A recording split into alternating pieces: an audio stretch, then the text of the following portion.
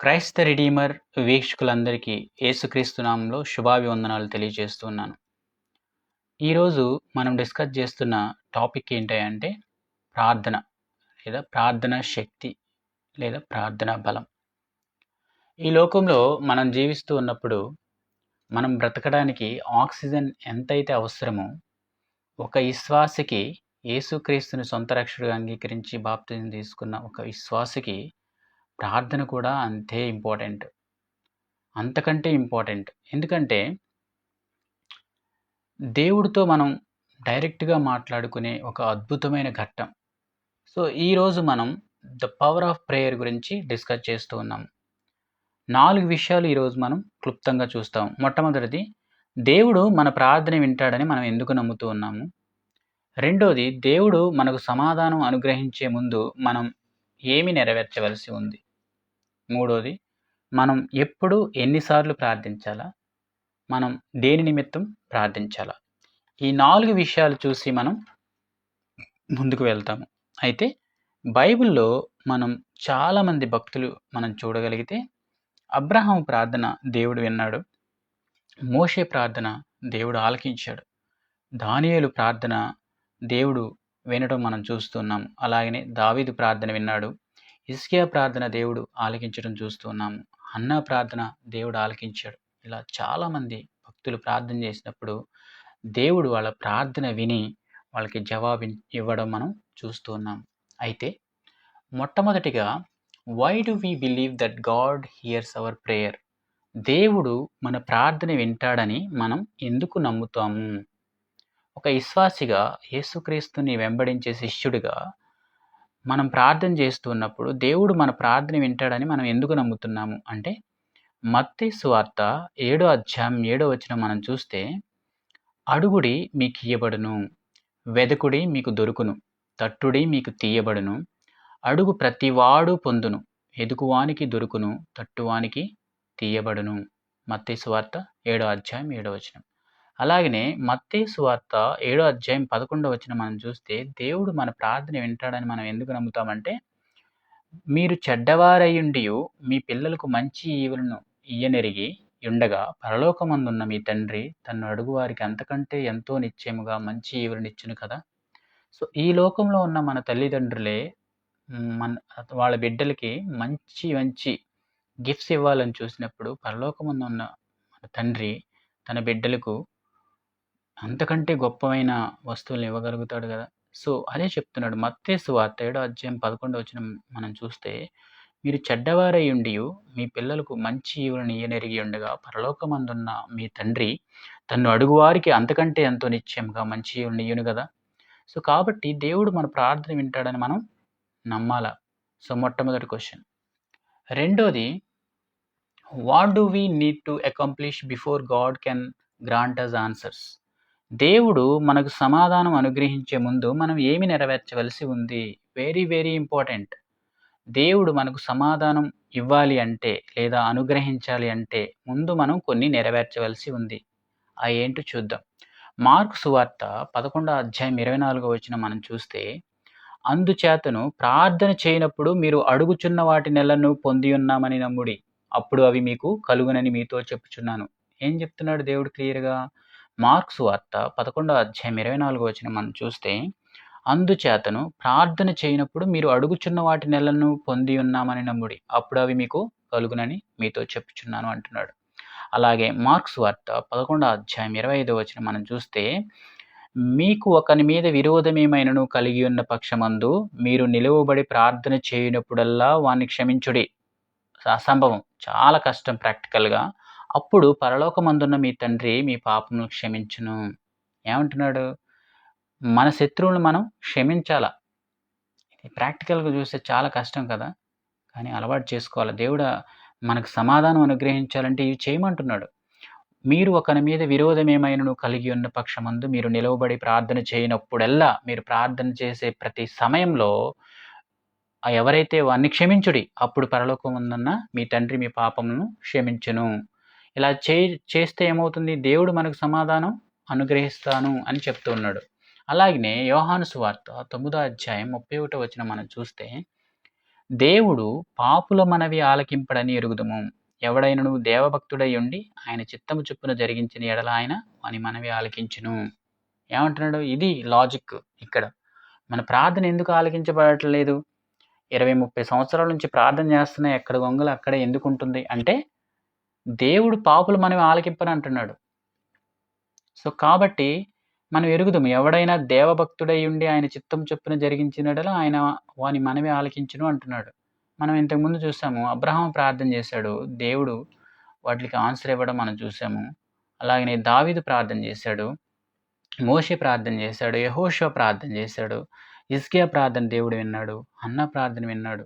ఇలా వాళ్ళ ప్రార్థన దేవుడు విని ఎందుకు జవాబు ఇవ్వగలిగాడంటే, దేవుడు పాపుల మనవి ఆలకింపుడని ఎరుగుదుము.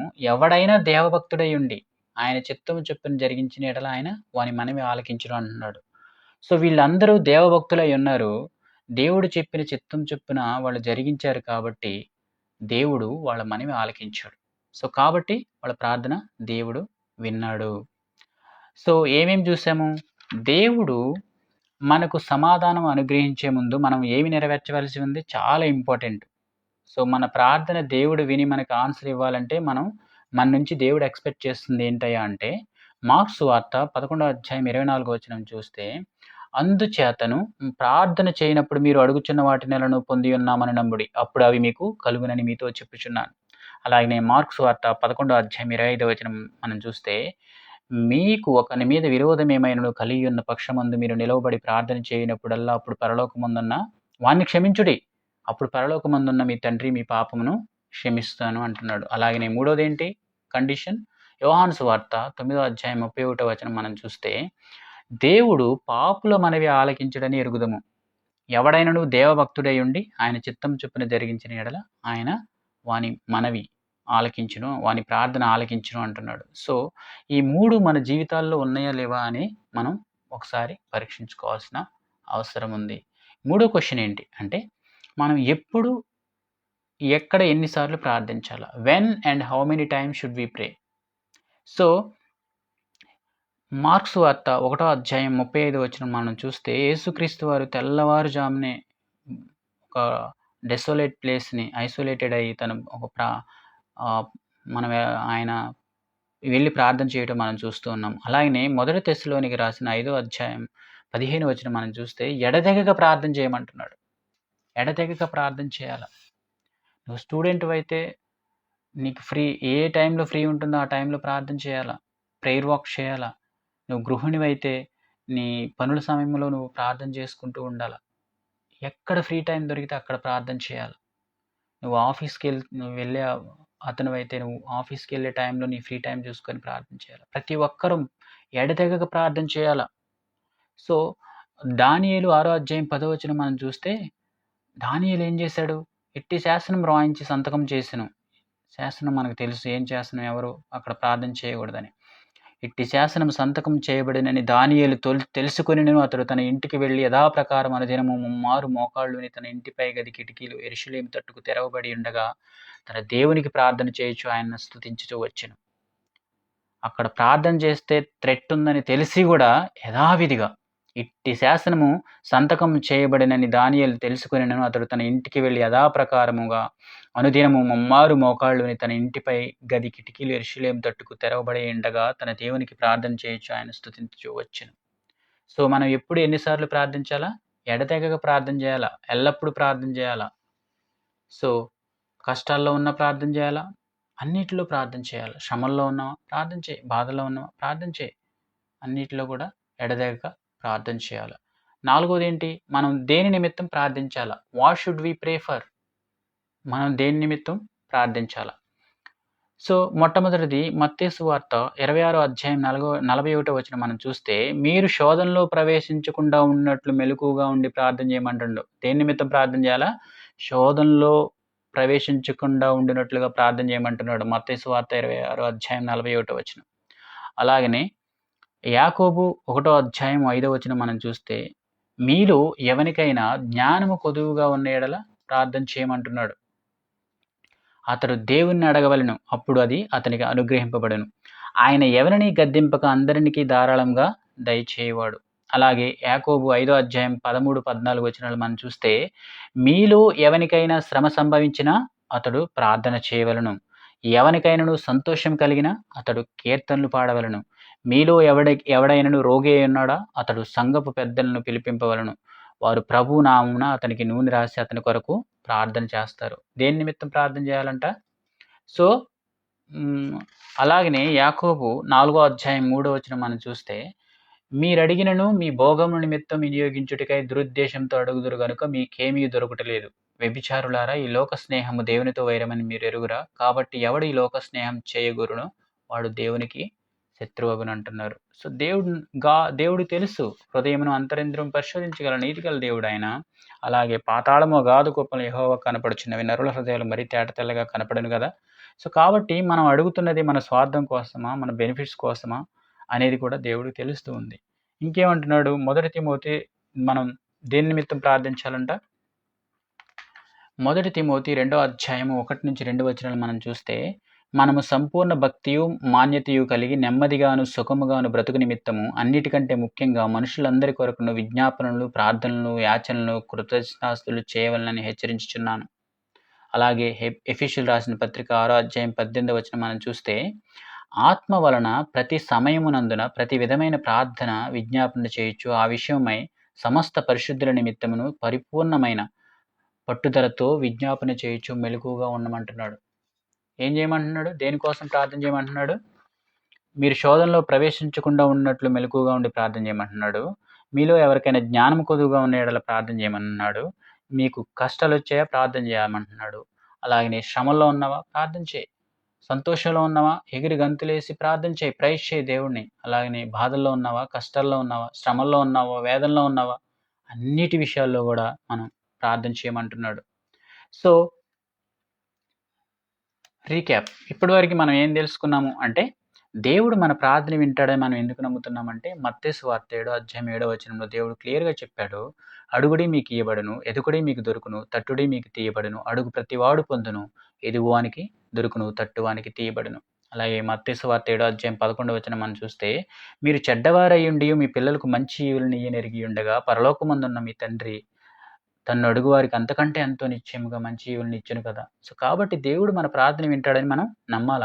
రెండోది, దేవుడు మనకు సమాధానం అనుగ్రహించాలంటే మనం ఏం చేయాలంటే, మార్కు సువార్త 11వ అధ్యాయం 24వ వచనంలో, అందుచేతను ప్రార్థన చేయనప్పుడు మీరు అడుగుచున్న వాటి నెలను పొంది ఉన్నామని నమ్మమంటున్నాడు. అప్పుడు అవి మీకు కలుగునని మీతో చెప్తున్నానంటున్నాడు. విశ్వాసం ఉంచమంటున్నాడు దేవుడు. అలాగే మార్కు సువార్త 11వ అధ్యాయం 25వ వచనం మనం చూస్తే, మీకు ఒకని మీద విరోధమేనైనను కలిగి ఉన్న పక్షమందు మీరు నిలవబడి ప్రార్థన చేయనప్పుడల్లా వాని క్షమించుడి. అప్పుడు పరలోకమందున్న మీ తండ్రి మీ పాపములను క్షమించును. ఇది రెండో కండిషన్.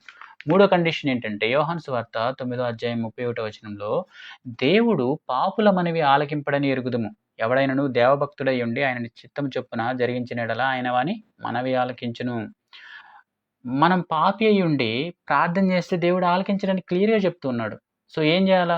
మన ప్రార్థన ఆలకించబడాలంటే, మనం మన పాపములను ఒప్పుకొని ఆయన నమ్మదగినవాడు, నీతిమంతుడు, పరిశుద్ధుడు కాబట్టి సమస్త దుర్నీతి నుండి మనల్ని విడిపిస్తానని చెప్పాడు కాబట్టి, నిజమైన పశ్చాత్తాపంతో ఆయన దగ్గర మన పాపములు ఒప్పుకోవాలని చెప్తూ ఉన్నాడు. సో, కాబట్టి మూడో కండిషన్ ఏంటి? దేవుడు పాపులు మనవి ఆలకింపడు. ఒకవేళ నీ పాపములు ఒప్పుకోకుండా నువ్వు రెగ్యులర్‌గా చర్చికెళ్ళిన ఉపయోగం ఏం లేదు. నువ్వు ఉపవాసం ఉన్న ఉపయోగం ఏం లేదు. నువ్వు చర్చ్‌లో వచ్చి అన్ని పనులు చేస్తున్నా ఉపయోగం ఏం లేదు. నువ్వు గిటార్ ప్లే చేస్తున్నావా? నీ కీబోర్డ్ ప్లే చేస్తున్నావా? నువ్వు గొప్ప ప్రసంగికుడివా? నువ్వు బిషప్‌వా? నువ్వు పాస్టర్‌వా? ఎవరైనప్పటికీ నువ్వు ఏం చేయమంటున్నాడు దేవుడు? యోహాను సువార్త 9వ అధ్యాయం 31వ వచనంలో, దేవుడు పాపుల మనవి ఆలకింపడు అంటున్నాడు. సో, మొట్టమొదట నువ్వేం చేయాలా? నేనేం చేయాలా? మనం ఏం చేయాలి అంటే, మన పాపములను ఒప్పుకోవాలా. నిజమైన పశ్చాత్తాపంతో మన పాపములను ఒప్పుకొని యెడల, ఆయన అప్పుడేమంటున్నాడు? దేవభక్తుడై ఉండి ఆయన చిత్తం చొప్పున జరిగించిన యెడల ఆయన మన మనవి ఆలకించును అంటున్నాడు. సో, మూడోది, మనం ఎప్పుడు ఎన్ని సార్లు ప్రార్థించాలా అంటే, మొదటి తెస్సలోనికి రాసిన పత్రిక 5వ అధ్యాయం 15వ వచనంలో ఎడతెగక ప్రార్థన చేయమంటున్నాడు. ఎల్లప్పుడూ ప్రార్థన చేయమంటున్నాడు. నాలుగోది, మనం దేని నిమిత్తం ప్రార్థించాలా అంటే, మనం శోధనలో ప్రవేశించకుండా ఉండునట్లుగా మెలకువగా ఉండి ప్రార్థన చేయమంటున్నాడు. అలాగే ఎవరికైనా జ్ఞానం కొదువుగా ఉంటే ప్రార్థన చేయమంటున్నాడు. శ్రమల్లోనూ, కష్టాల్లోనూ, శోధనలోనూ, బాధల్లోనూ, సంతోషంలో ఉన్నప్పుడు కూడా దేవుడు మనల్ని ప్రార్థన చేయమంటున్నాడు. అలాగనే అన్నిటికంటే ముఖ్యంగా మనుషులందరి కొరకును విజ్ఞాపనలు, ప్రార్థనలు, యాచనలు, కృతజ్ఞతాస్తుతులు చేయవలని హెచ్చరించుచున్నాడు. సో, ఆత్మ వలన ప్రతి సమయమునందున ప్రతి విధమైన ప్రార్థన, విజ్ఞాపన చేయొచ్చు. ఆ విషయమై సమస్త పరిశుద్ధుల నిమిత్తము పూర్ణమైన పట్టుదలతో విజ్ఞాపన చేయొచ్చు, మెలకువగా ఉండమని చెప్తూ ఉన్నాడు. సో, కాబట్టి ఇవి అన్నీ కూడా అబ్రహాం చేశాడు, మోషే చేశాడు, దానియేలు చేశాడు, దావీదు చేశాడు, హిజ్కియా చేశాడు, యెహోషువ చేశాడు. ఇలా బైబిల్‌లో ఉన్న ప్రతి భక్తులు గూడా ప్రార్థన చేశారు. దేవుడి దగ్గర నుంచి వాళ్ళు ఆన్సర్స్ వాళ్ళు పొందుకోగలిగారు. మనం గూడా ఎప్పుడైతే మన పాపమును విడిచిపెట్టి దేవుడి చిత్తమును చొప్పున ఎవరైతే చేస్తారో ఏమంటూ ఉన్నాడు? పాపుల మనవి ఆలకింపనంటున్నాడు. ఎవడైనా దేవభక్తుడయుండి ఆయన చిత్తం చొప్పున జరిగించిన యెడల ఆయన మన మనవి ఆలకిస్తానంటున్నాడు. అలాగే మన శత్రువులను క్షమించమంటున్నాడు. మనం ప్రార్థన చేయనప్పుడల్లా వాళ్ళని క్షమించమని వేడుకోమని దేవుడు అడుగుతూ ఉన్నాడు. సో, ఈ విధంగా వాళ్ళు చేశారు కాబట్టి భక్తులు వాళ్ళ ప్రార్థన ఆలకించబడింది. సో, మనం కూడా ఆ విధంగా ఉండాలని దేవుడు ఆశపడుతూ ఉన్నాడు. నీవు, నేను మనందరం కూడా దేవుడు ఆ విధంగా ఉండాలని ఆశపడుతున్నాడు. సో, కాబట్టి మనందరం కూడా మన పితరుల్లాగా జీవించాలని నిర్ణయించుకుందాం. Thank you very much. God bless you.